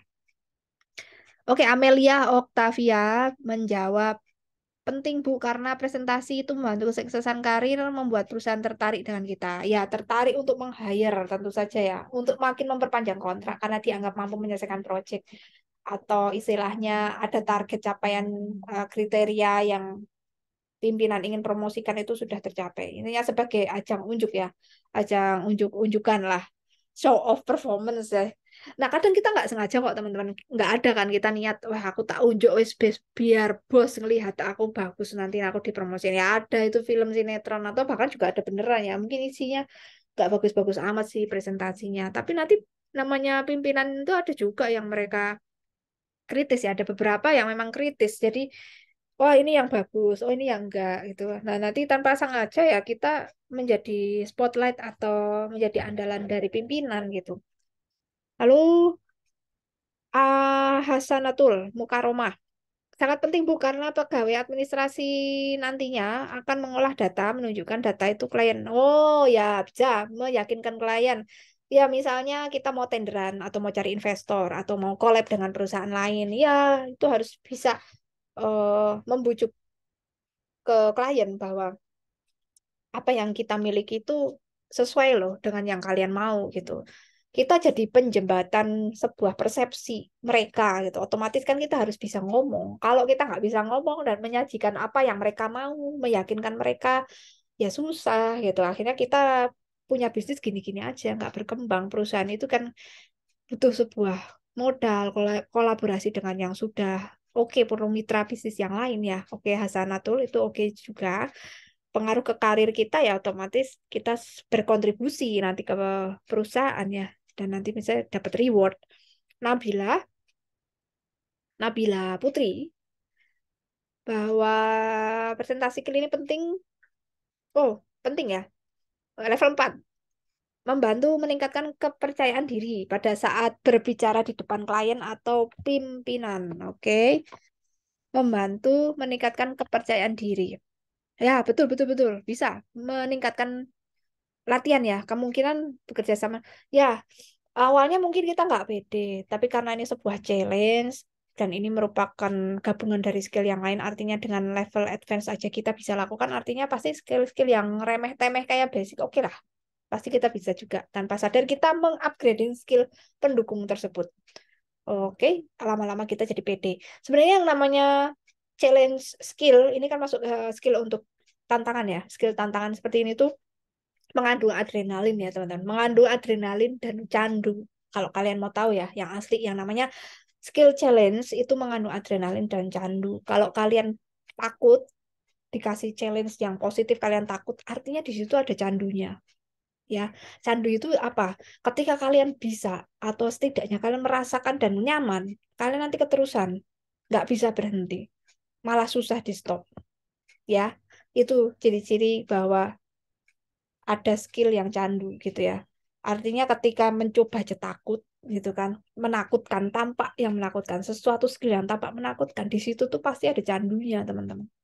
Wes kalau nggak percaya nanti cobain aja. Tiba-tiba kalian sudah sering jadi MC, asik lama-lama aku mau tambah skill lagi, asik lah mau cari uang. Candu kan? Nanti pasti kalian rasain sendiri. Kalau saatnya sampai ke tahap itu ya. Tapi ya nggak tahu sih, kalau tiba-tiba ngerasa nggak nyaman, Bu, saya emang nggak suka sih, biasa aja ya sudah. Berarti nggak terlalu deep into, mungkin jiwanya nggak terlalu ya ke situ. Untuk Mufid, Faiz, Fatoni menjawab sangat penting level 5. Wah, pedes juga karena bisa membuat kita berkembang di karir, meningkatkan kreativitas. Oke, karena melatih kreativitas, ya benar ya. Melatih salah satu skill kreativitas. Kreativitas apa nih? Kreativitas untuk mencari data ya. Kreativitas untuk menginformasikan yang tepat seperti apa. Mengkreasikan slide dan meyakinkan orang itu juga kreativitas loh teman-teman. Kita kan jadi tahu membaca situasi itu sebuah skill ya. Membaca situasi yang tidak terlihat. Nah itu. Denisa Lara Apriliana sangat penting Bu karena nantinya menjadi seorang sekretaris. Oke. Apa hubungannya dengan karir? Ini belum ada yang nyambung ke karir loh ini ngomong-ngomong. Belum ada yang nyambung ke karir. Tadi yang nyambung itu adalah yang terkait dengan unjuk ya. Unjuk kinerja.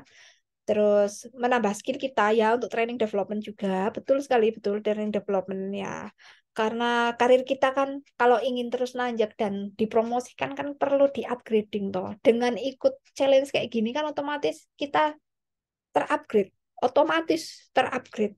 Kalau kita takut, itu pasti ada yang mau di-upgrade dan pasti mau dibuat ketagihan. Udah itu aja. Kalau kita takut mengambil sebuah challenge, itu artinya kita mau di-upgrade gitu. Entah jiwanya, entah skillnya, entah kita mau dibuat kecanduan ya, apapun. Jadi orang Barat ya udah bisa melihat sebuah adrenalin itu ke arah itu gitu. Itu artinya itu pasti skill-skill yang di atas rata-rata.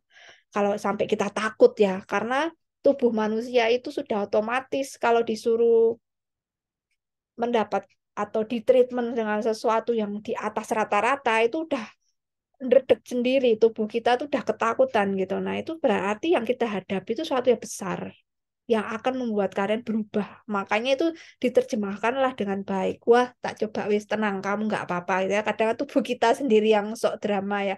Sebenarnya nggak masalah sih. Itu hanya mekanisme dalam tubuh kita mau menerima suatu hal yang besar. Itu kan. Yo, wiwit khairiyah nadari penting Bu karena komunikasi sarana sarana komunikasi menunjang memperkenalkan ya benar untuk karir ya tentu saja memperkenalkan usaha kita apalagi kalau kita bisnisnya punya usaha sendiri ya kita harus berjuang dong cari modal ya karir kita juga gimana lah karir sebagai pengusaha mandiri itu kan juga perlu dipertaruhkan ya kalau kita nggak bisa mempresentasikan di depan klien-klien mitra bisnis kita mau gimana kasih makan karyawan. Asya Nur Agustina, peningkatan karir ini untuk presentasi ide dapat dapat dilakukan ya. Ya, Tirta Aji juga lumayan penting. Ini level berapa nih Tirta Aji lumayan penting level 3 lumayan. No. Kalau penting level 4 gitu ya. Itu berarti so-so. Oh ya, menurut saya yang paling penting komunikasi. Benar, benar, benar.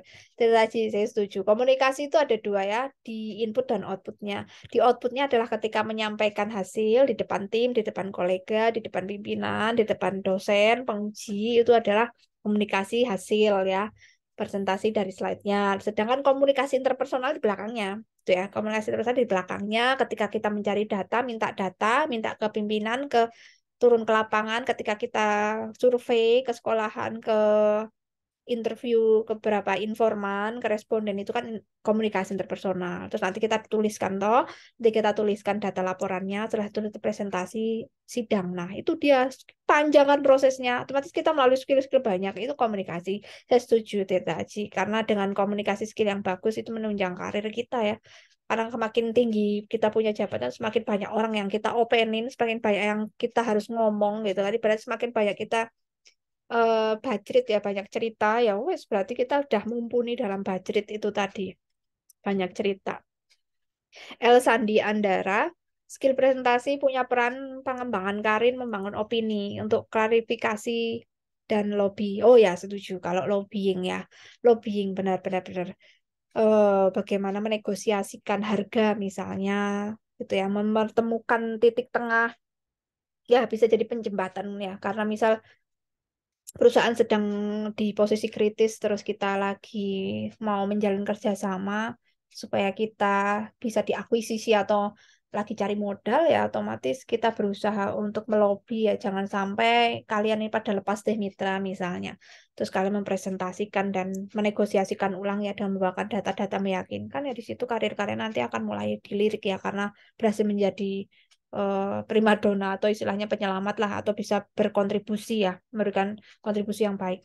Oke, nanti ini kita lanjutkan ada pertanyaan kedua. Ini cukupkan dulu ya untuk yang pertanyaan pertama untuk opini teman-teman. Ini sudah masuk lumayan banyak. Leni Nur juga sama nih presentasi skillnya mengembangkan karir di kantor. El Santi juga terkait proyek kerjasama. Naomi juga sama. Naomi Eka. Banyak bener Naomi. Presentasi kepake. Iya pasti. Kenapa? Alasannya itu kan. Alasan kenapanya ya. Dengan bisa berpresentasi informasi hasil kerja, oh bisa mempengaruhi, menyampaikan dengan menarik, mengajak diskusi saat ini. Heeh. Oh, ya intinya bisa untuk menarik bertukar pikiran. Ya, ke arah situ juga sih. Anita, oke, perusahaan lain juga ya, menarik perusahaan lain, meyakinkan perusahaan lain. Intan juga menemukan ide. Oke, menemukan ide-ide yang lain. Dengan adanya ide, karir kita jadi nanjak ya. Lintang juga sama, Lintang Renata, menarik investor juga. Solunita Azhara, bahwa presentasi produk ya. Oh, konsep usaha dan lain sebagainya, networking bertumbuh. Oke. Ya, terima kasih. Kurang lebih kalau kita bisa simpulkan yang sudah teman-teman berikan opini terkait dengan kaitannya atau korelasinya, karir dengan kemampuan kita berbicara itu akan memiliki dampak, gitu kan. Dampaknya adalah ke diri kita kan ke perusahaan. Intinya gitu. Kalau diri kita, ya itu karir kita. Kenapa?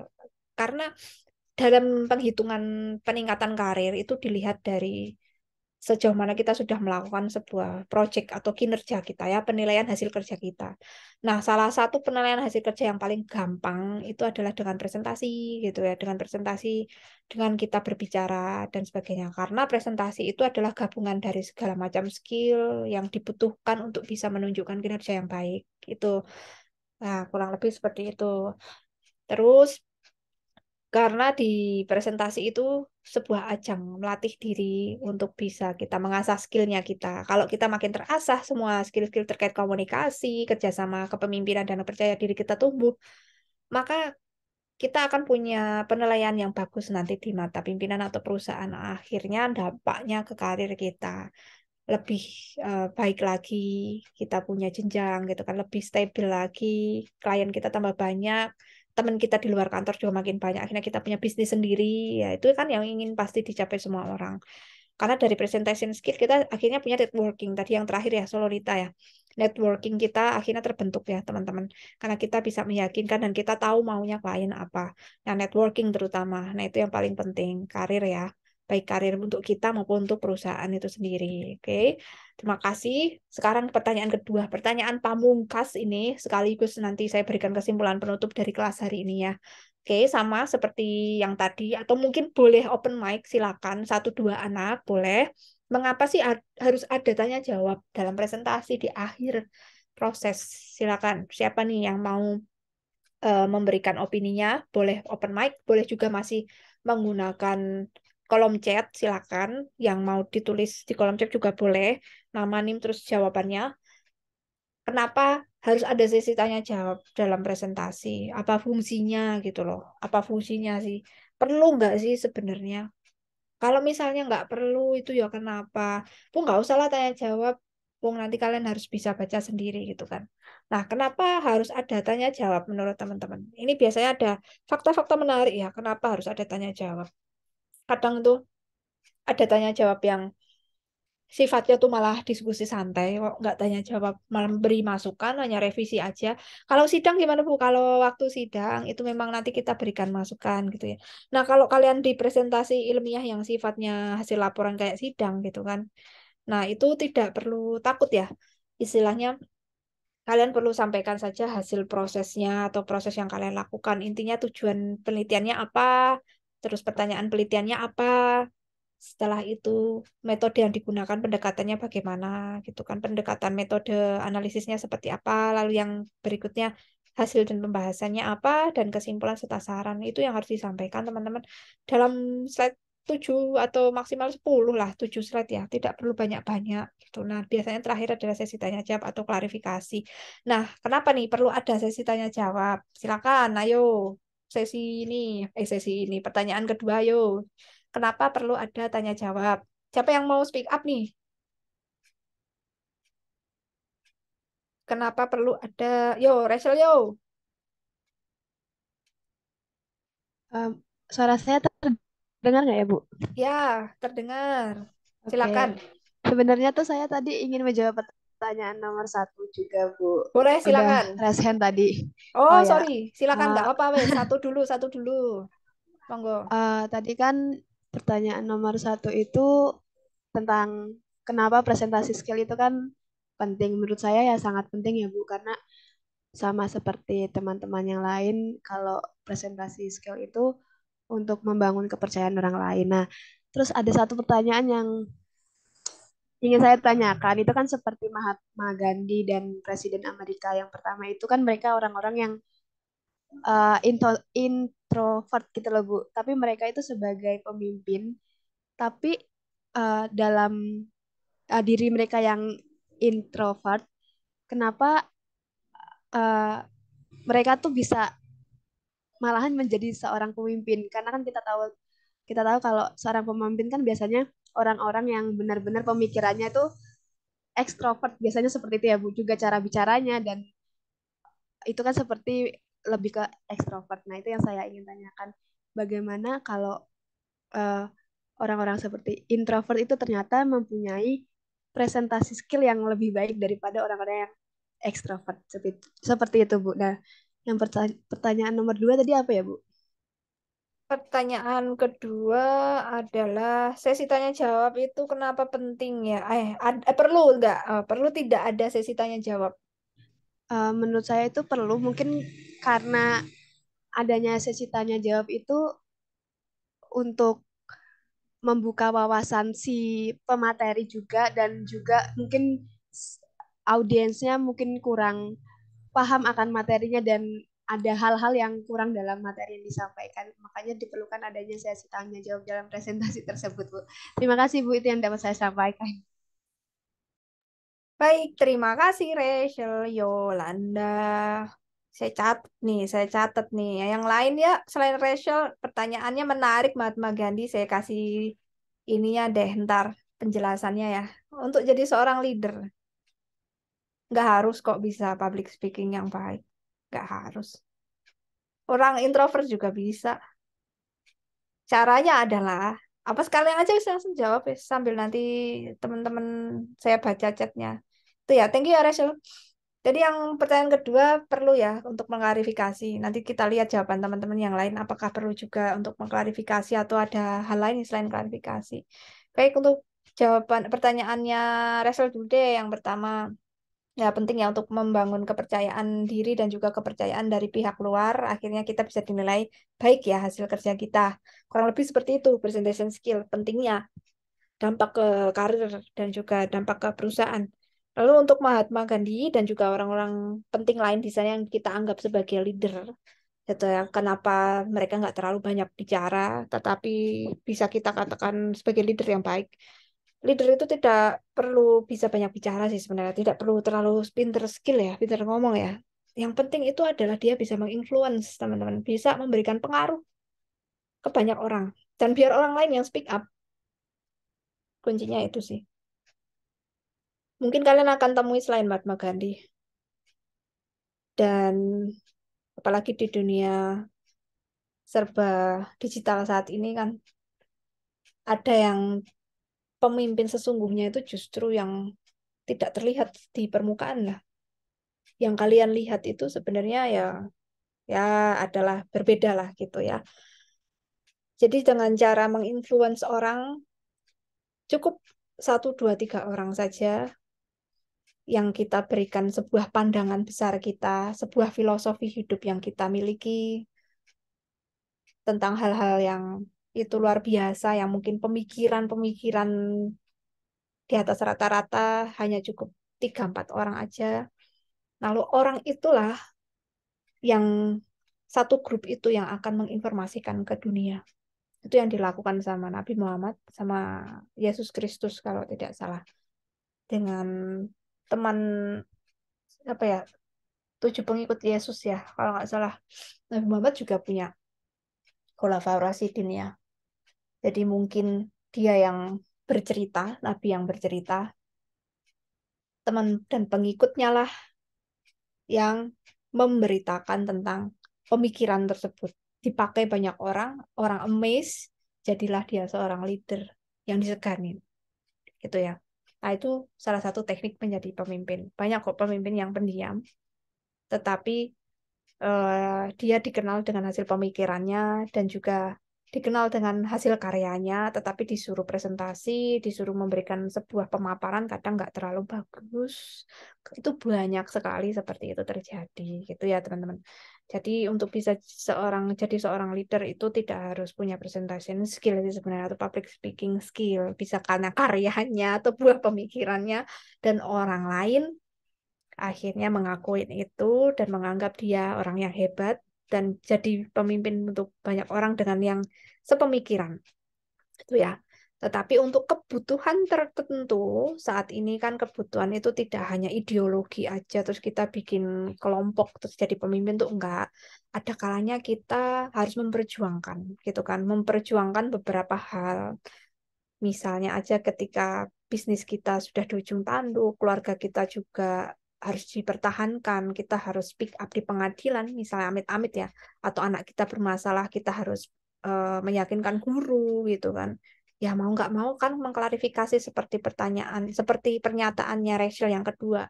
Perlu ada diskusi di situ. Akhirnya we have to speak up. Sebenarnya tanya jawab itu bagian dari presentasi. Kita menceritakan ulang, mengklarifikasi ulang, gitu ya.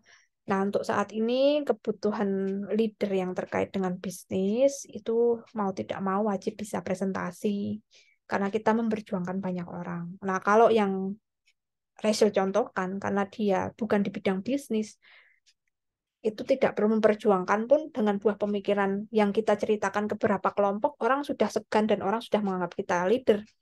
Tetapi kita ketika berada di sebuah organisasi yang punya tujuan, kalau Mahatma Gandhi mungkin nanti ada tujuan juga ya. Ahimsa kan padanya dia tidak bicara, tetapi dia menggerakkan dengan sebuah event gitu, sebuah event, baru nanti tujuan itu akan tercapai. Itu taktik juga.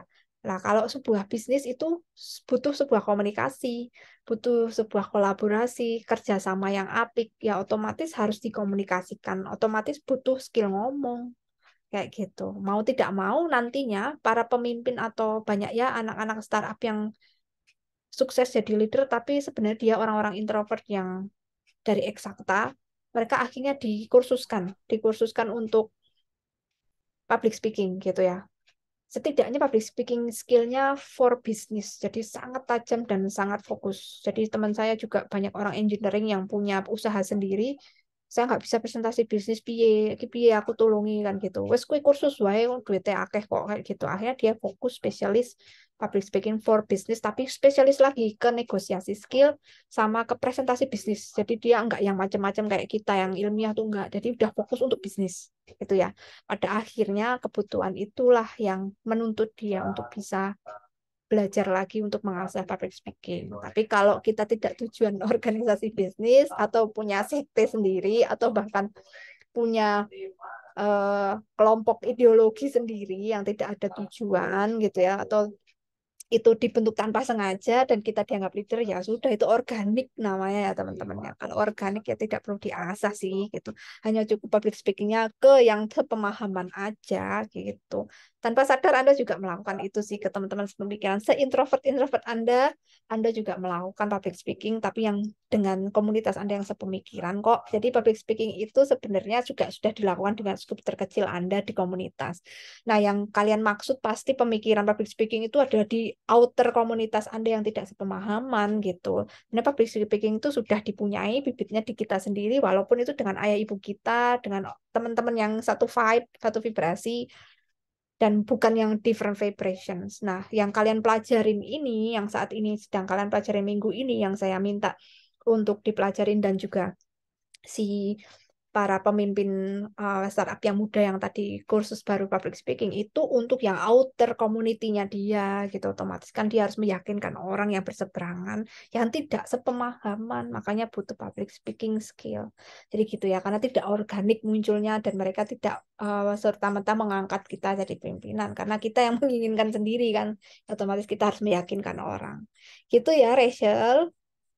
Mudah-mudahan bisa dipahamin. Kalau mau ditanyakan lagi, boleh, silakan.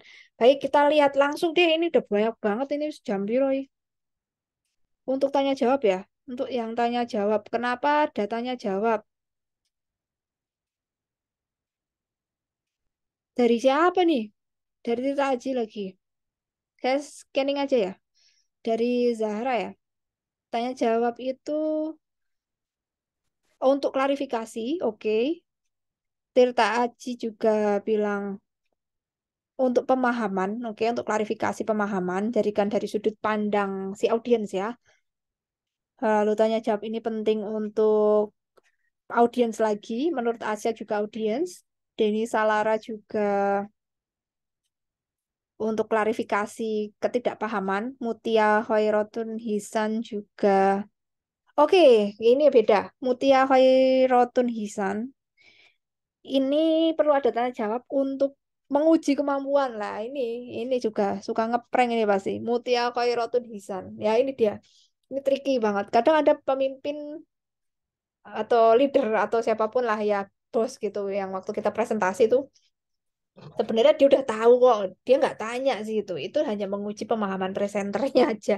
Sama kalau penguji di skripsian ya, dia udah tahu kok gitu ya. Dia tanyakan kembali itu hanya untuk menguji seberapa jauh kita memahami materi, terus menguji apakah benar-benar kita melakukan progres itu, lalu untuk melihat kita apakah layak ya kita untuk promosi. Nah, makanya di situ penting, di situ ada beberapa beragam proses pengujian gitu, berapa eh, apa klarifikasi terkait kemampuan kita itu sebenarnya udah sampai mana. Makanya presentation skill itu ngaruh ke karir. Kadang bos itu juga menguji pemahaman kita. Kita tuh kerja udah oke nggak sih kok kita bisa presentasi sejauh ini tuh berarti kita sudah menyatu dengan pekerjaan ini gitu. Oke, thank you Mutia. Ini dari sudut pandang si ini ya, si presenter. Lalu Vistia Akhirana, sejauh mana audiens memahami? Oke, sama ya. Untuk pemahaman, kalau ada yang nggak jelas, Hasanatul Mukaromah membantu presenter memateri. Sudah mengerti ya, sama mengklarifikasi ya. Sarif Hibatullah bertujuan untuk memahami ya, saling mengenal pembicara. Oke, ini Sarif juga agak sedikit berbeda. Tanya jawab itu selain untuk mengklarifikasi dari audiens yang nggak paham, minta penjelasan karena dia nggak ngerti gitu ya, kurang detail, atau nguji si presenternya, atau hanya sekedar memberikan masukan aja ke presenternya gitu. Misalnya saling kenal Bu, karena saya suka dengan Mary Riana ya, wes aku tak tanya wes, siapa tahu aku bisa kenal dia lebih dalam. Saya ingin tahu pola pikirnya wes, terserah gitu ya. Mungkin karena ingin men-scanning karakter pembicara, jadi saya nggak ke materi kok Bu. Saya ingin tahu orangnya aja. Ada loh yang kayak gitu ya, nguji ke karakter gitu. Ini piye tuh orang ini, tanyaanku kayak gini kayak apa ya, saya nggak peduli dengan materinya, saya peduli dengan karakter orang ini gitu. Ada yang menarik ya. Nah, seperti itu. Ada yang tanya jawab tuh berbagai macam motif loh, teman-teman ya. Apalagi nih Leni. Leni Nur Alimah membantu mengukur pemahaman, memberikan umpan balik. Betul sih, umpan balik. Ya, tanya jawab itu bisa jadi kita yang ngetes audiens. Kalau misal kita mentor, kita ngajar gitu kan. Kita karyawan senior, junior kita berikan pelatihan, atau juga halayak umum kita berikan pelatihan misalnya tutorial ya, kita kan perlu bertanya juga ke audiens gitu ya, paham nggak sih, sejauh mana, mengukur ya tadi, betul ya, mengukur pemahaman, atau malah kita yang diukur gitu kan, bisa jadi sama audiens, kita diukur audiens jadi diukur pimpinan, atau kita yang ingin dikulik-kulik oleh audiens juga bisa, makanya kita ditanya-tanyain, tapi ingat tanyanya ya harus sesuai dengan konteks ya gitu kan. Yunika Ayu beri feedback ya. Betul ya. Bisa jadi sebagai presenter, tanya jawab itu memberikan masukan kita. Seberapa harus kita perbaiki lagi apa hasil temuan kita. Karena kan nanti kalau kalian presentasi untuk Aku lagi hasil kuliah. penelitian, kalau hasil penelitian kita bisa jadi untuk masukan gitu ya. Untuk masukan kita bikin skripsi. Nah, itu otomatis menjadi revisian. Nah, itu tadi ya, untuk kita sendiri tanya jawab tuh untuk masukan bagi kita sendiri memperbaiki hasil karya kita. Nah, kurang lebih gitu. Atau kita diuji untuk diberikan nilai oleh pimpinan atau oleh penguji itu juga bisa. Renanda Bramantya, perlu adanya sesi tanya jawab untuk pembicara ya, mengenal lebih baik, meningkatkan interaksi. Wah, ini jangan-jangan Renanda kayak tadi ya, sama ya, untuk supaya kenal dengan pembicara Bu gitu ya. Mufid Faiz bertanya memperjelas materi. Oke, mungkin ada yang tidak dipahami. Amelia juga kejelasan materi. Abdurrahman juga sama ya. Memberikan kritik ya, memberikan masukan ya untuk memperbaiki presenter. El Sandi juga membantu audiens lebih paham. Oke, tadi ada yang mau resen lagi tidak, yang terkait ini? Sudah ya, tidak ada lagi ya. Baik, kalau tidak ada, saya berikan kesimpulan ya.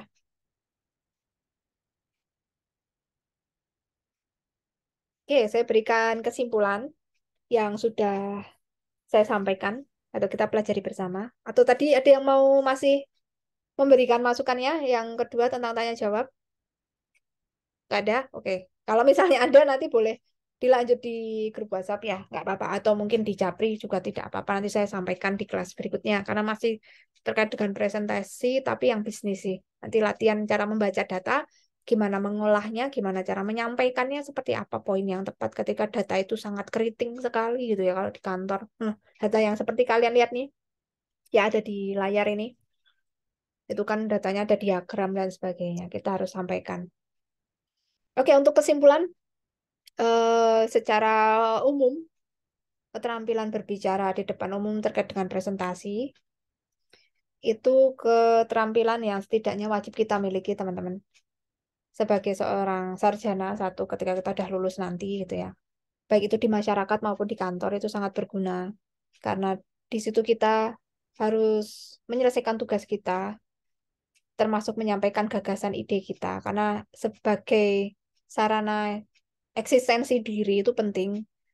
Itu sebagai jalan kita untuk bisa lebih eksis lagi dalam mencari nafkah. Itu jelas banget ya, nggak usah munafik, karena itu merupakan kesempatan baik kita gitu kan.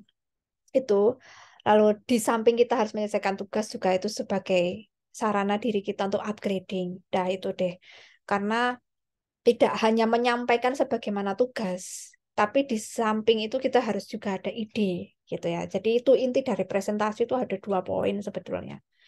Kita diminta apa, ya sampaikan. Tapi di satu sisi, apa gagasan atau kesimpulan dari informasi itu kita juga harus sampaikan. Jangan cuma info yang diminta selesai, bukan. Tetapi apa buah pemikiranmu, apa buah gagasan kamu, ide kamu, kesimpulannya, saran kamu dari info yang sudah kamu terima, yang sudah kamu olah, itu harus dibuat ke sebuah kesimpulan dan itu harus ada independensi dari opini. Jadi presentasi itu sebenarnya adalah opini aslinya yang dititik beratkan. Bukan hanya menyajikan data yang semua orang lain bisa cari dan dapatkan tanpa kamu yang kerja, orang lain belum sanggup. Tetapi ketika kita yang diminta, artinya kita juga diminta untuk berpendapat atas tugas yang sudah kita kerjakan. Itulah kenapa ketika diminta presentasi, itu kalian diberikan sebuah kehormatan, memberikan buah pikiran Anda atas informasi yang kalian cari. Kok bukan orang lain? Ya iyalah, yang diminta bereksistensi kamu kok. Ya otomatis kita hargai dong kesempatan yang Tuhan kasih. Bukan pimpinan kasih ya, Tuhan yang kasih. Kalau kita takut, pikirkan itu Tuhan yang kasih. Bukan orang lain. Orang lain tuh hanya lewatan gitu. Kita diminta untuk mengupgrade diri dan jiwa kita ternyata sama semesta. Itu aja mikirnya. Supaya kita nggak takut ya. Lalu yang kedua, nanti konteks presentasi itu beragam. Untuk saat ini yang terdekat adalah presentasi terkait tugas, presentasi yang terkait dengan skripsi, dan lain sebagainya ya. Review jurnal, review buku. Dan untuk membuat presentasi ilmiah, pastikan ada poin yang disebut tujuan. Tujuan dari presentasi mau membahas apa materinya, lalu metodenya mau pakai apa? Apakah deskriptif atau metodenya hanya mengkaji, terus melihat analisis teori dan kenyataan di lapangan, membawakan contoh, mengkritisi contoh, itu metode. Lalu yang ketiga, yang harus ada di slide presentasi atau poin untuk presentasi ilmiah, setelah tujuan dan metode, perlu ada yang namanya pembahasan seperti apa gitu ya, atau pertanyaannya ya, pertanyaan yang ingin dibahas di materi tersebut apa, yang ingin dijawab bersama apa, lalu lalu pembahasannya apa gitu ya, intinya apa, setelah itu kesimpulan gitu ya, bisa kesimpulannya baru kita berikan saran. Nah, kesimpulan dan saran itu murni dari kita, gagasan kita. Kita sampaikan gagasan kita tuh di bagian kesimpulan, di bagian saran. Jadi ketika ada saran dan kesimpulan, jangan bingung. Itu murni hasil buah pikiran diri kita setelah menganalisa dari informasi yang kita dapatkan dan kita harus sampaikan. Nah, kurang lebih seperti itu. Jadi skill presentasi itu adalah skill gabungan dari beragam communication skill tingkat lanjut, juga termasuk skill untuk berpikir kritis, analitis, dan menggabungkan informasi. Itu ya. Oke. Kalau tidak ada pertanyaan, saya cukupkan sekian. Kalau masih ada, bisa dilanjut di grup WhatsApp. Oke, sampai ketemu lagi ya teman-teman minggu depan. Terima kasih sudah semangat banget untuk ikut kelas hari ini. Jaga kesehatan selalu. Terus banyak makan makanan yang bernutrisi ya, supaya teman-teman semua selalu sehat dan masih stay semangat untuk kelas-kelas berikutnya. Oke, saya tutup. Assalamualaikum warahmatullahi wabarakatuh. Selamat siang semuanya. Waalaikumsalam Waalaikumsalam warahmatullahi warahmatullahi wabarakatuh. Waalaikumsalam wabarakatuh. Terima warahmatullahi kasih, Bu. wabarakatuh. Terima Waalaikumsalam kasih, warahmatullahi Bu. wabarakatuh. Terima kasih. Sama-sama Waalaikumsalam ya. warahmatullahi wabarakatuh. Terima kasih. Ya, Waalaikumsalam do banter-banteran Jan. Oke, saya tutup dulu ya. Silakan kalau mau live.